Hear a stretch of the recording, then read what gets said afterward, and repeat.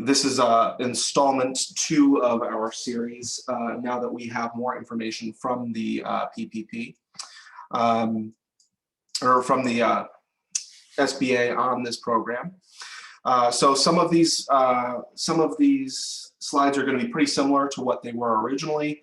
A couple of updates to a few areas, and then other parts of it will be quite new. We're also going to go through the draft application and take a look at the questions that it's asking, and address some of the questions that people might have. There is a Q&A section in this webinar, so you can ask any questions that pop into your mind. And Sarah, who is also in this, one of the co-hosts of this webinar, is going to be answering all the questions that we know the answer to. So feel free to ask any questions there. We'll post the answers live in the chat. And if we don't have those answers, we will take them all down and get you an answer when we find out, if we find out. This webinar is being recorded, and the slide deck will also go out to everybody that is attending this webinar right now, as well as those who weren't able to make it today. My name is Chris Maxey. I'm the Operations and Advisory Manager for Prefix Accounting, and we are a bookkeeping and accounting firm that is specialized and niched in the restaurant industry. We only work with real estate and restaurant clients. So this program is very near and dear to our heart, and we've been spending a lot of time looking at all of the news and all of the breadcrumbs that we've been getting from the SBA since this program was announced a little over a month and a half ago. As we said in the first webinar, I just want to take a moment to thank a couple of organizations that have done a lot to help get this program through Washington, D.C. The first one being the Independent Restaurant Coalition, which is a national organization that came about at the beginning of COVID to represent independent restaurants across the country.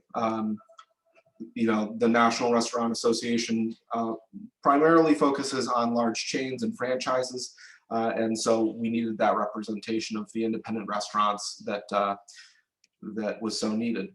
And then also Mass Restaurant United, which also has been working on the same projects as the Independent Restaurant Coalition, but specifically for the state, on the state level and regional level through New England and Massachusetts, that also has been working tirelessly to get this bill and this program across the line. So, Restaurant Revitalization Fund. When they first talked about this program, when the bill passed, they were saying that this program was going to open in weeks and not months, and here we are a month and a half later. We finally do have the date of the launch of this program. It's this coming Monday, and you should be able to apply online or through a POS partner, or a paper application if you so desire. We're going to be covering the application process through the SBA portal. And we're not going to delve into kind of some of the fringe ones because we don't really know what that's going to look like. So this is very similar if you've been here before, but here are the high level details of this program. It is a grant. It is not a loan. So it is very different than the PPP, where you had to apply for forgiveness to get money back.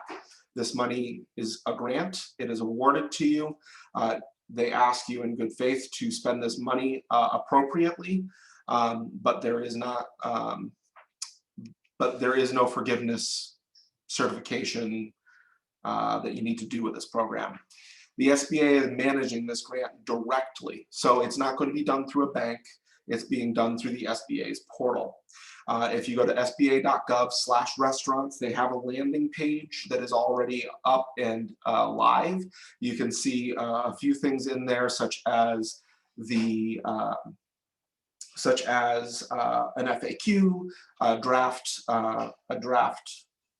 application, which we'll be looking at a little bit later in this presentation, as well as some guidance as well. You have to be able to demonstrate a loss of revenue. This is a revenue replacement program. So it's a little bit different than the PPP where you're looking at your payroll costs. Here, for most businesses, specifically those that were open before 2020, they're looking to replace the revenue that you lost from the COVID epidemic. So it's focusing much more on revenue than on cost. You have to have under 20 locations. You cannot be a publicly traded company, and you can get up to $5 million per location or $10 million per group. All businesses that were in operation before March 10th, 2021 qualify, and those that have not opened yet also qualify. However, the expenses after that point don't count.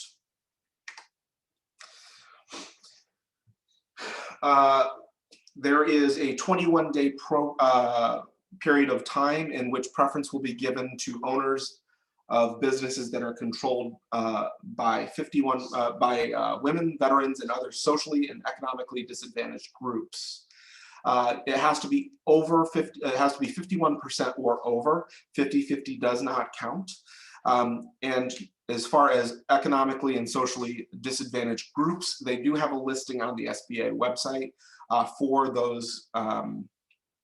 those groups, and they did leave it fairly open-ended as well. So you can, if you're not specifically listed, you can say that you are an economically disadvantaged or socially disadvantaged person, but you have to make you have to attest that that is true. So you have to basically make a certification that that is the case. So if you do that and it's not appropriate, then you could potentially be in some deep water here in terms of some penalties. An additional $5 billion has been set aside for businesses that have under $500,000 in gross receipts. That's going to be sitting on the side of this is a portion of this $28.6 billion that is going to be there the whole time. So that is set aside no matter what. But the other thing that is important with this is that you you can apply if you are not in one of these groups on day one. Okay, it is just that they are going to give preference to these groups first for the first 21 days and then move on to everybody else. So you can apply day one not being in that group. It just means that you are at the end, that you're going to be the first one in line after they get through that 21-day period. And so you will still want to apply on day one if possible. You also must certify that you have negatively been impacted by COVID-19. That is a pretty low bar for any restaurant in 2020. But if your business pivoted and did a lot of takeout business and actually had a good year in 2020, the certificate that's a questionable certification. You also probably won't get much money from this program since it's a revenue replacement program. Eligible businesses are obviously restaurants, as the name implies, food stands, food trucks, caterers, saloons, taverns, bars, tasting rooms, and hybrid businesses as well. So if you have, say, a bodega and then also a cafe attached to it, or a bookshop and a cafe, whatever, you can also apply for this program even though your main business is not food and beverage. You just have to have over 33% of your revenue be related to that F&B business. The other thing here is that if you are a caterer or if you know caterers, you're really going to want to point them in the direction of this program because they are one of the most acutely affected businesses here. They basically did no business last year. And so this program is going to be particularly helpful for those individuals.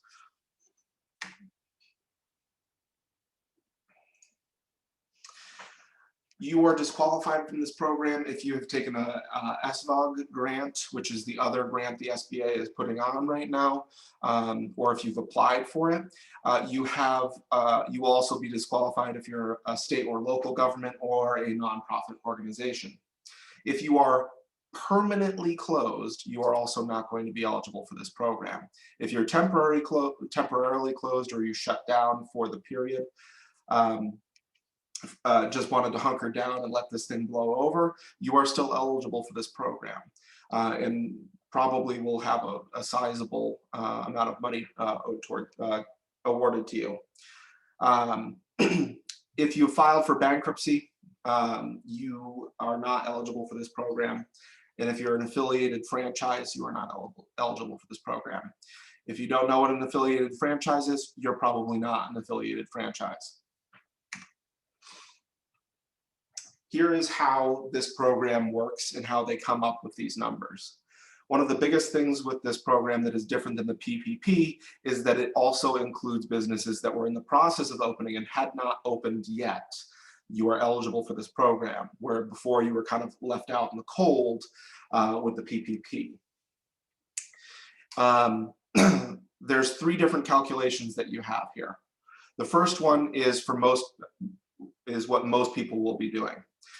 It is if you've opened earlier than 2018, you're going to be looking at your 2020 revenue and subtracting it from your 2019 revenue. I'm sorry, 2019 revenue and subtracting it from 2020, and then taking any PPP loans that you have received. Okay, so I'll say that again. It's your 2019 revenue minus your 2020 revenue minus any PPP loans you've received. Doesn't matter whether or not it is forgiven, or if you still have the loans, or if you've only gotten 1 or 2 of the loans. It's just the total of the loan amounts that are on the loan documents. That is the bulk of everybody that's going to be applying for this program. Calculation 2 is if you opened in 2019. And what they're trying to do with this calculation is they're trying to get an annual number if your business was only open for a portion of the year, okay? So if you opened in 2019 and you were only open for, say, 5 months, they want to be able to look at what business you did in those 5 months and compare it to 2020 to see if you lost money. So what you're going to be doing is you're going to be taking the 2019 monthly revenues and dividing it by the number of months that you have been in business, and then multiplying it by 12. So that basically you bring it down to what the monthly average is, and then make it an annual average. And then you subtract it from your 2020 revenue, and then subtract your PPP loans. So they just want to get an idea of what 2020 would have been if you were open for the whole year, and compare it to 2020 in which you were open for the whole year. Calculation 3 is the most complicated one out of all of them. And essentially, you're eligible to receive funding equal to eligible expenses incurred minus 2020 revenue. So if you opened late in 2020, or really any point in 2020, you're going to have to subtract that revenue from your expenses to get your grant number. If you haven't opened by March 11th, 2021, the date the bill was enacted, you can receive funding equal to those eligible expenses up to March 11th, 2021. And that period for those businesses that haven't opened yet is February 15th, 2020 through March 11th, 2021. And the reason they have that is because that is the date of impact that they're looking at. So February 15th is where the government says that's when COVID started. So all of the expenses from that point through March 11th, 2021, which is the day that this bill was passed, so that you couldn't turn around and open up a business and spend a bunch of money and then get a grant for it. Okay, so anything beyond that March 11th date, that's those aren't eligible expenses.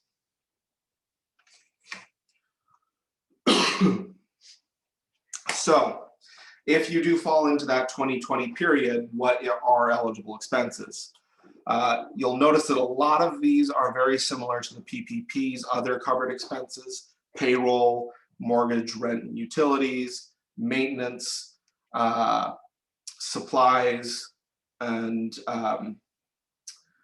covered supplier costs is defined by the PPP. There are some other things in here that are also specifically for restaurants: outdoor seating construction, food and beverage, operational expenses, debt obligations to suppliers. So if you have suppliers that you've owed since due to this situation, you're able to pay those suppliers back. And also debt payments. So you can't prepay any debt payments, but you can use that as a eligible expense through this. The one thing that they're very clear that they don't want you to spend this money on is to expand. So if you get a big chunk of money and you could potentially open another business, you can't use that money to open another business. If you use the revenues from your current business to pay for the new business while this money is being spent on your existing business, then you might have a case here.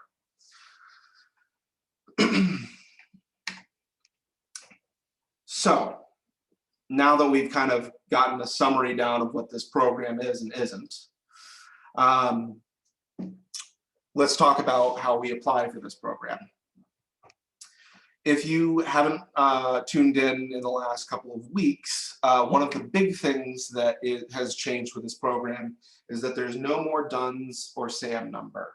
This was a system that they used to basically identify businesses and whether or not they were eligible for federal money. The IRC and other lobbying organizations worked very hard to make sure that this was not going to be part of the process, and the SBA listened. And the SBA, through this whole process, has made a lot of concessions to make this program very easy for restaurateurs to be able to apply to.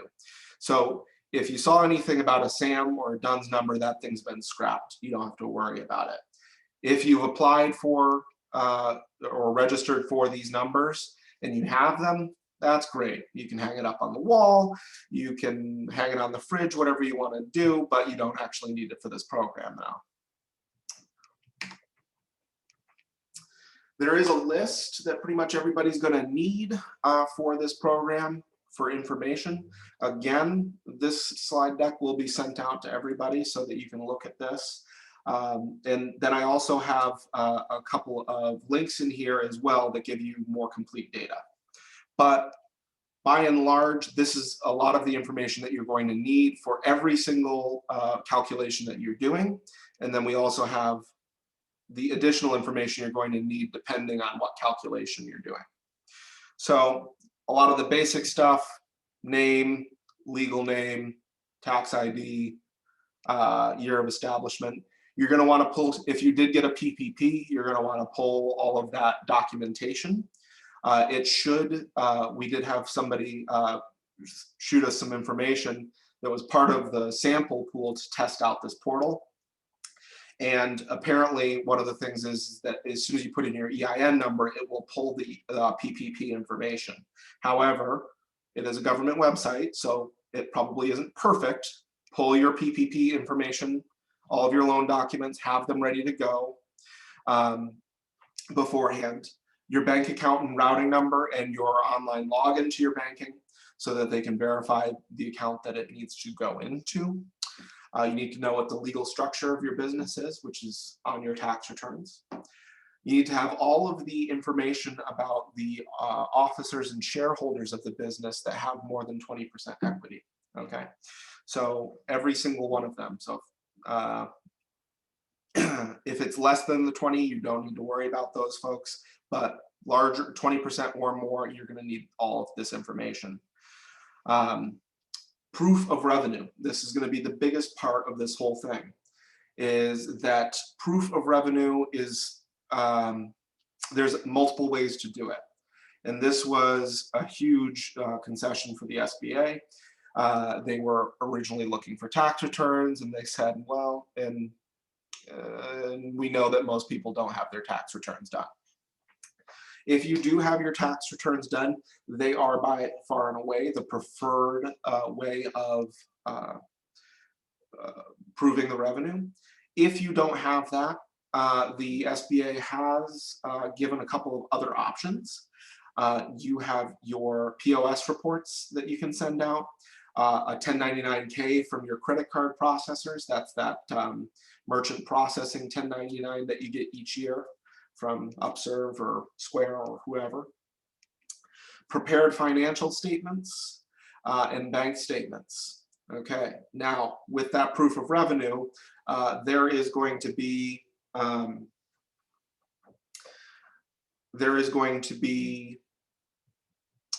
a priority list in what they want and what is not going to be helpful for them. They're going to want tax returns first, POS reports second, prepared financial statements third, and then bank statements are an absolute last resort, okay? If you have POS reports, if you're using the POS reports, remember, if you are doing a lot of your business, if you have a catering business, for example, that sales data is not going to be captured in that POS report, especially if you're looking back into prior normal years, okay? So the POS report might work for people that don't have catering, but if you do a lot of business outside of your POS, out of your point of sale, you're probably going to want to use prepared financial statements. So if we take a look at the list, this link, which will be in the follow-up, provides you all the information that you need to have for each type of calculation that you're using. So when we are using calculation 1, this is all the information that they want to see. So you have to submit the application, the 4506T, which you can do right through the SBA's website, which is basically just allowing them to pull any tax returns to verify that the tax return you submitted is correct. 3 months bank statements for the account that you're depositing this money into. So it should be your operating account. You can probably transfer it into a savings account if you don't want to use that money right away. And then proof of your gross receipts. For application table 3, which is the new businesses, that a lot of this information is the same. The application, the 4506T, the bank statements, but their proof of revenue is different, okay? So you're going to want to take a look at this list and determine whether or not you have all this information ready to go. If you don't have your bookkeeping up to date, you should be spending the next 2 days getting that caught up and getting your bank accounts reconciled.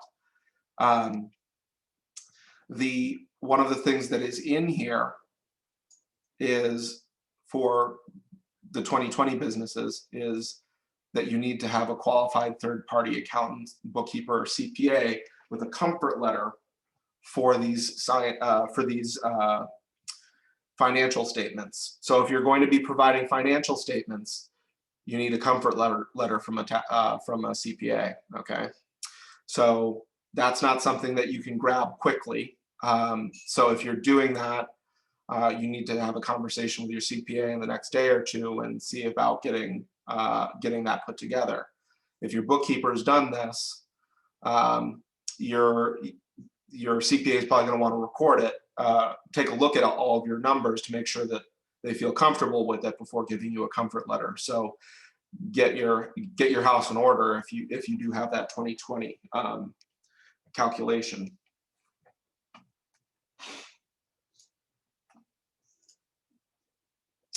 So with that list taken care of, here are the 3 big dates and the process that you're going to have to work on in the next couple of days.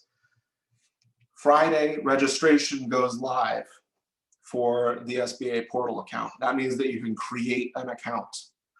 Up until Friday, before Friday, pull together all this documentation. Get it all together, get it all organized, get it ready to go, get it in scanned form so that you can upload it and have it organized, ready, and complete.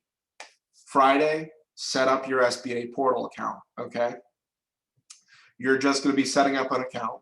That's all that there is to it, like you would sign up for Facebook, just like the basic information in there. Get that ready to go now. Get that ready to go over the weekend or on Friday when you can. And then Monday at noon, that's when the application goes live. Now, with this program and applying through the SBA, be prepared for the fact that this website is probably going to be excruciatingly slow. The SBA has had kind of a bumpy track record in with these portals. If you applied for the EIDL, you know that thing crashed a few times. If you applied for the shuttered vendor grants, that thing crashed a few times. It's just going back up now. So when you're applying for this program, be patient. If it takes a while for it to load from one page to the next, don't go hitting refresh 45 times. That's just going to reset the clock. Upload the documents, be patient, hit next, wait, and let the website slowly make its way through this, because I am not going to be all that surprised if this website crashes because of this. So just be prepared for that. I mean, that's kind of like the unspoken reality of this, is that Monday at noon, we could all be logging into this website, and by Monday at 1, the thing could be crashed. So be patient and let the website do its thing. Don't be refreshing the page 45 times. Once you are done with the application, somebody, our friend Daryl, that sent me some information about this test application that he did, sent this along. So essentially, once you're done with this application and you've signed all of the documentation, so you submit the application, you have all the documentation in place, you have to go through and sign the documents. There will be a DocuSign system in there, and submit it. You'll then come to this page, which will give you a status update of where you are in the process, very similar to the EIDL and the SVOG program. So at that point, it's just a matter of waiting and then periodically going in to check to see what the status is and see if there's any additional info that's needed. It's important that you go in and check this every other day and make sure that it's still moving along. And it may move along quite slowly at first, so just be prepared for that. It's likely that it will not, if you are not in that, one of the groups in the 21-day period, that it may not move to under review until after 21 days. So just be prepared for that.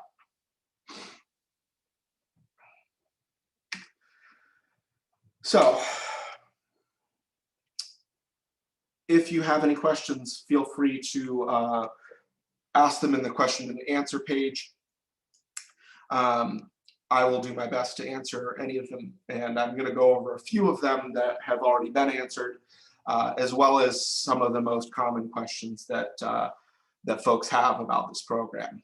So while anybody's submitting any questions they have about this program, I'm going to cover a couple of them that are common. The first question is, what is revenue, or what are gross receipts, which you see thrown around a lot. This is the SBA's definition of what gross receipts are. Obviously, it's F&B revenue. Any sort of interest from dividends they consider income, rent, royalties, fees, and commissions, and returns and allowances. Returns and allowances are basically discounts. So goodwill, service recovery, any of those sorts of discounts and comps. That is what in accountant speak, how we say discounts. What is not included is sales of assets, capital gains and losses, sales tax that you've collected, subcontractor costs, reimbursements to employees, investment income. The other thing here is like gift cards, that does not count as revenue, that counts as a liability. So any sort of purchase of gift cards or anything like that. So essentially it's all of your F&B revenue minus the discounts that you have, and then no sales tax or gift cards are included in those numbers. Now your point of sale should be able to calculate that for you, and if you have a bookkeeper working for you, this is already how they're handling this. So you should be pretty close to what this is already if you have a third party helping you with this.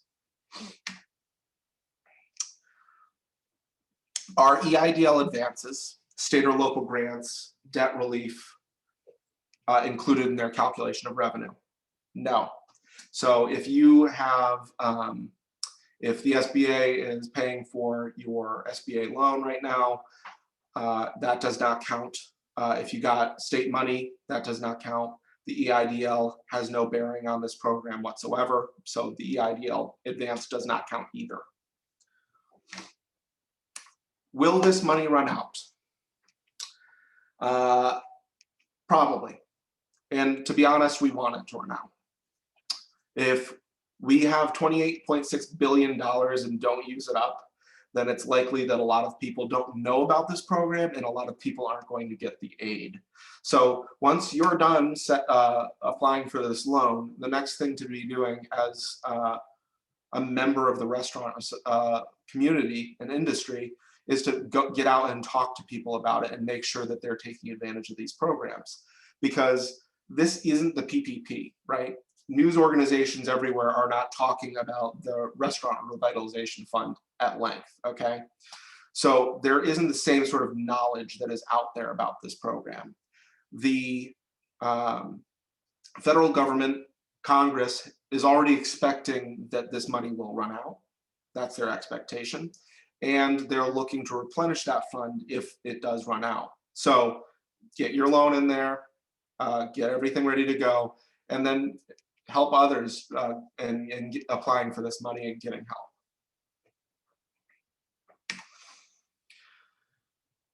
Do I reduce my ERTC credits or EIDL from the grant? No. Again, these programs don't have any bearing on this calculation at all. The one stipulation with this, or one caveat with this, is that you can't double dip, okay? So you can't spend $1 and then have it paid for with 2 government dollars, okay? So separation of money is a little bit of a consideration here. If you have more questions about this, this is kind of a case-by-case scenario, so feel free to reach out to me if you have questions about this. What if I don't use the money? Well, you have until 2023 to use the money. So the one thing that restaurants are very good at doing is spending money. So it shouldn't be hard to spend all of this. But in the unlikely circumstance that you do not spend it all, you are supposed to give it back.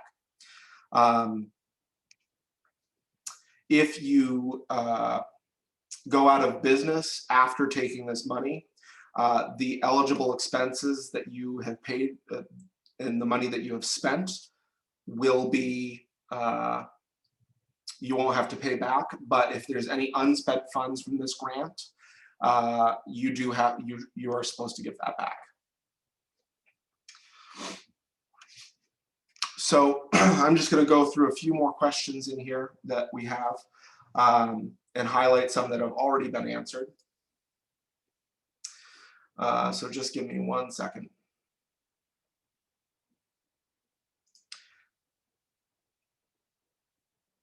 Is a brewery with less than 33% of its sales coming from its tap room eligible? There are special, there's a lot of special, there's a lot of questions in the Q&A related to this, but on-site sales to the public must be at least 33% of gross receipts, okay? So if your tap room is quite small and limited, you might not qualify for that program if you're doing a lot of wholesale business.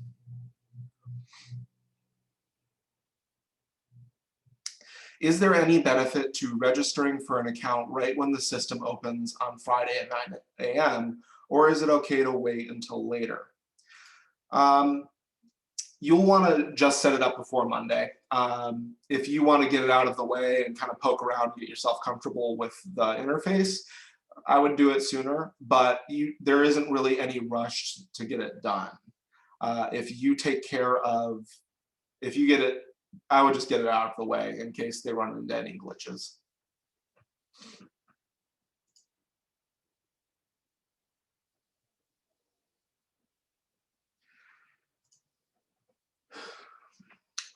Would QuickBooks financials work? If it depends. So if you have an external bookkeeper working on this and you have, if you have a professional basically handling this, then yes, probably the QuickBooks financials will work. There is a comfort letter, and you should Google a comfort letter after this, but essentially they do want somebody that is a professional to attest to the fact that the financials are accurate. So if there's any CPAs or EAs in the room, sorry. But they do want some verification that those numbers are correct, because if you don't know bookkeeping, those QuickBooks financials might not be any good.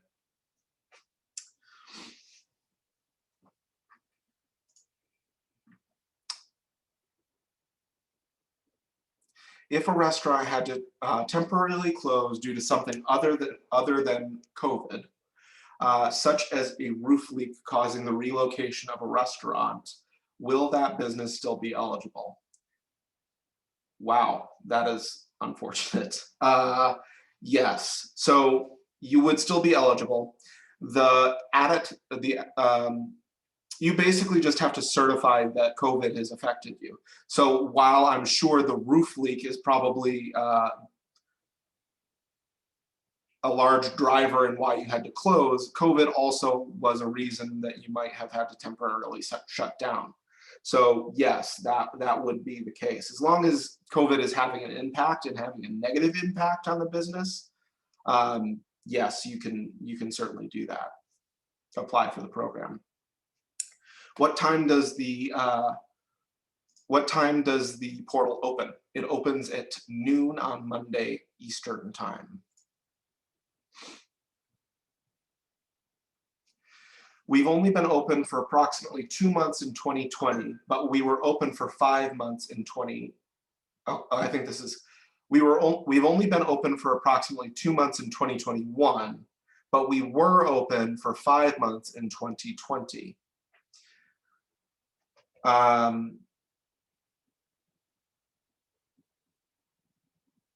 am going to answer that one later. Okay. What is the start date for spending the money? You can spend the money as soon as you receive the money. It's more that they're looking for captured expenses if you're using calculation 3. So if you're not using calculation 3, expenditures don't necessarily matter. As soon as you get the money, you can use it. What about preference given to Square POS? So if you're using Square, they are listed as one of the partners. They have a knowledge base on their website about how to apply through those point of sales. I'll give you the link in this last slide here. And that will kind of guide you with how to apply through the point of sale system. You said bodegas may qualify. Kind of, yes. If you have a bodega and you also have a food and beverage business, then yes, but it has to be on-site food and beverage sale, okay? So if you have a cafe attached to your bodega, then yes, as long as it's over 33% of food and beverage sales for on-site sales, it would qualify. But if you're not selling anything on-site and it's not meant to be consumed on-site, then no, it wouldn't qualify. It's only for hybrid businesses that might have a small cafe in their bookstore as a portion of their business. And the other note with that is that if you do have a hybrid business like that, you're really only supposed to include food and beverage income as part of your calculations. So if you are one of these hybrid businesses, you do have to make sure that your financials kind of split out your food and beverage business from the other portion of the business. What if the tax return what if we're on extension? If you're currently on extension, you're just going to have to use the other preferred options for applying for calculating the grant, which is the financial statements and or the point of sale reports.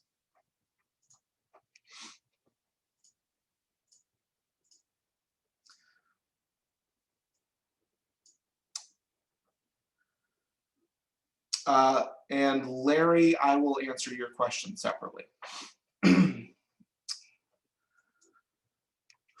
Okay.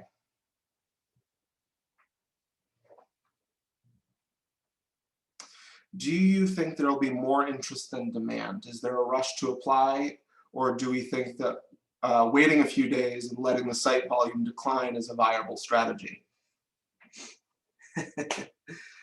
That depends on your risk tolerance. The track record for the SBA has not been so great when it comes to applying for things through the SBA's website. It will certainly take you a lot less time to apply for this loan a couple of days after it starts from day one. There's also the other side of that, which is that the initial volume may crash the website because they're going to be surprised for the 30th time that there's a lot of people looking for this money. So it is a viable strategy. I think it's a viable strategy if you're not in a position where you need this money immediately.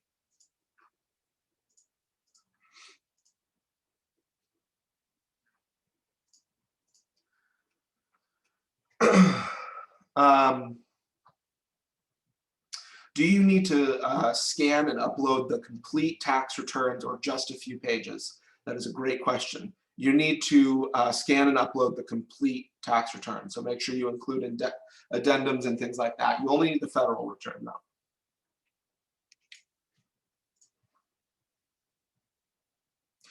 All right, so a couple more items here.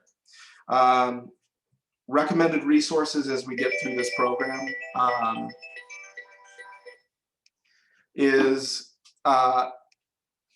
here are a few of the recommended resources we have.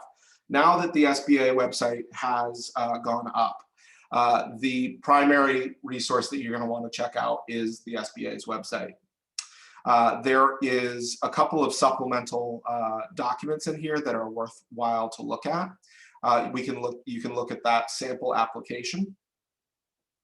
And then there's also this knowledge base that's actually really, really wonderful. And it's the first time I've seen this with their system. And it's asking all of the questions that a lot of people are, it's answering all the questions a lot of people are asking right now.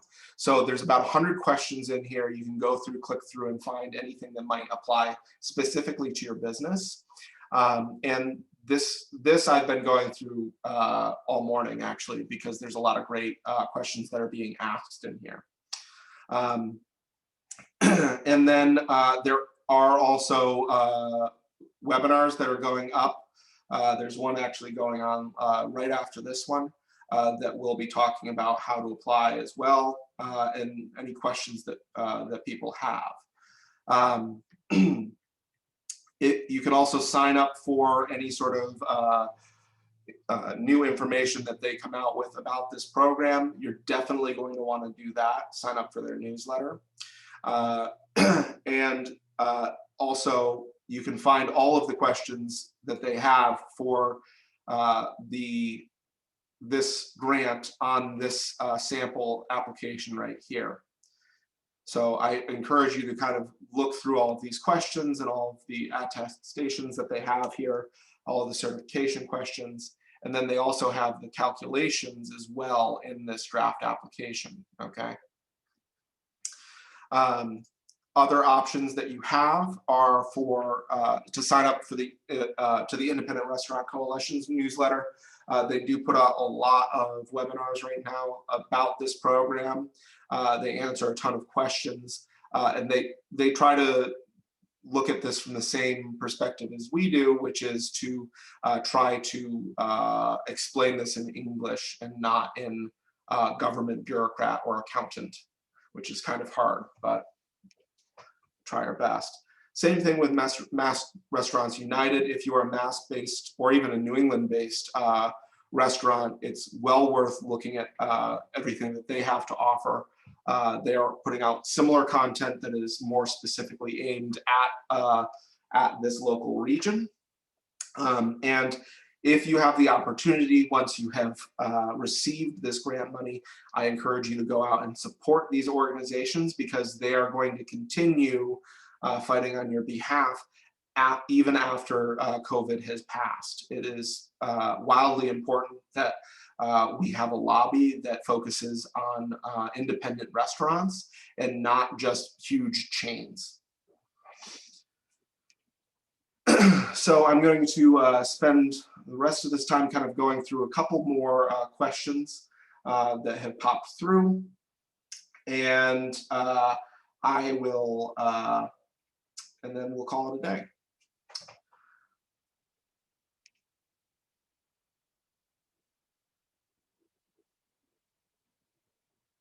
If you already have an account for your loan, do you need to set up a new one for this grant specific? No. You don't need to have a special account for this. If you kind of want to keep track of where the money's going, it's a nice, easy way of doing it to set up a bank account for this. But you're going to want to use your operating account when you're applying for this loan, because it'll have 3 months of bank statement history. If you're just setting up a new account right now, it's going to have no statements to upload, and it's probably going to hinder the application process. So deposit it into your operating account, set up the second account for to keep, if you want to keep it off to the side, and then transfer the money into there for later. But no, you don't need to have a specific account for this, and there isn't any reporting requirement for what money you've, how you've spent the money afterwards as of yet. And they may ask for a survey to see how the money was spent, but there isn't any reporting like with the PPP where you have to certify that you've spent the money.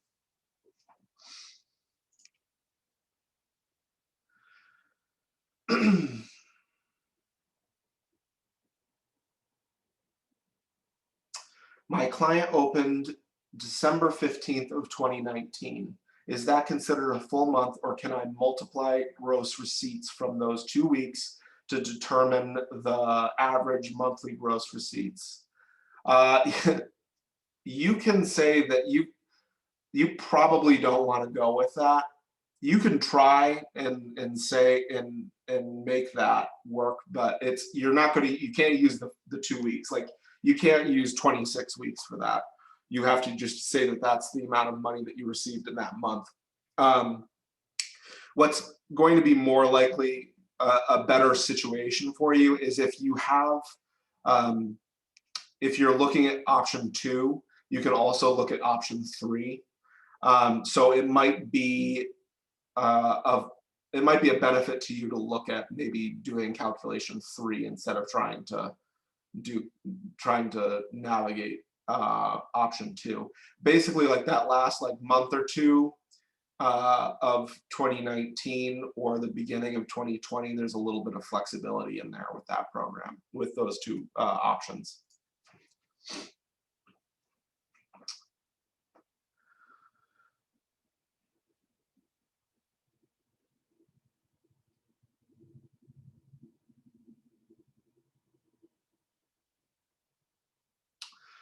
Alrighty, so there are a couple more questions in there that are in the queue I don't have the answer to right off the bat, or they make my brain hurt too much.